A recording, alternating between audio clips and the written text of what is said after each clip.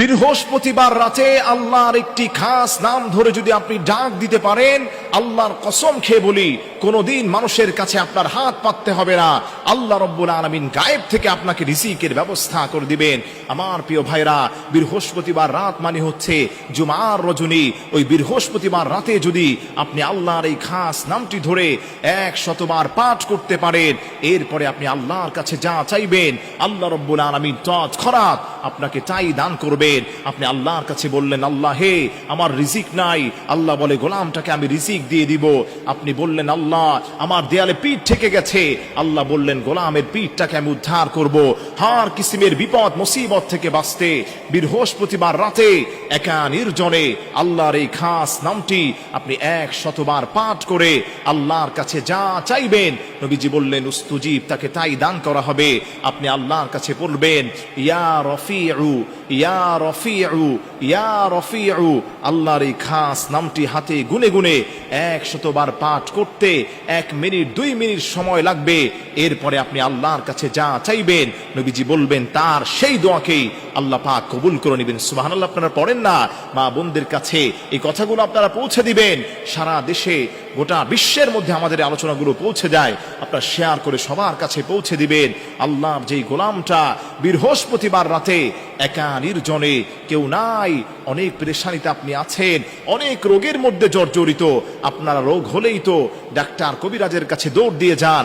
এটা করবেন না। আল্লাহর কাছে আপনি সাহায্য চাবেন। আল্লাহ বলেন, ওমাইয়া তাওয়াক্কাল আলাল্লাহ ফাহুয়া হাসবু। আমার যেই গোলামটা আমি আল্লাহর কাছে সাহায্য চাই, আমি সঙ্গে সঙ্গে সেই গোলামটাকে সাহায্য করি। সুবহানাল্লাহ পড়েন। এজন্য আমার প্রিয় ভাইরা, যেই বিপদে আছেন, যেই ঝামেলায় আছেন, কোনো টেনশন নেই, কোনো পেরেশানি নেই, ডিপ্রেশন নেই, আপনি আল্লাহর কাছে চান। আল্লাহ বলেন, গোলামটা চেতে দেরি হবে আমার কাছে, আমি তার দোয়াগুলোকে কবুল করতে দেরি করি না। আমার প্রিয় ভাইরা, বৃহস্পতিবার রাত্রিবেলা একা নির্জনে আপনি প্রথমে 3 বার যে কোনো দুরূদ শরীফ পড়বেন।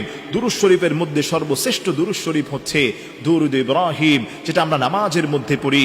আল্লাহুম্মা সাল্লি আলা মুহাম্মাদ ওয়া আলা আলি মুহাম্মাদ কামা সাল্লাইতা আলা ইব্রাহিম ওয়া আলা আলি ইব্রাহিম ইন্নাকা হামিদুম মাজিদ। আল্লাহুম্মা বারিক আলা মুহাম্মাদ ওয়া আলা আলি মুহাম্মাদ কামা বারাকতা আলা ইব্রাহিম ওয়া আলা আলি ইব্রাহিম ইন্নাকা হামিদুম মাজিদ। এই দুরূদ শরীফটা আপনি 3 বার পড়তে পারেন, অথবা সাল্লাল্লাহু আলাইহি ওয়াসাল্লাম এই দুরূদটাও আপনি 3 বার পড়তে পারেন।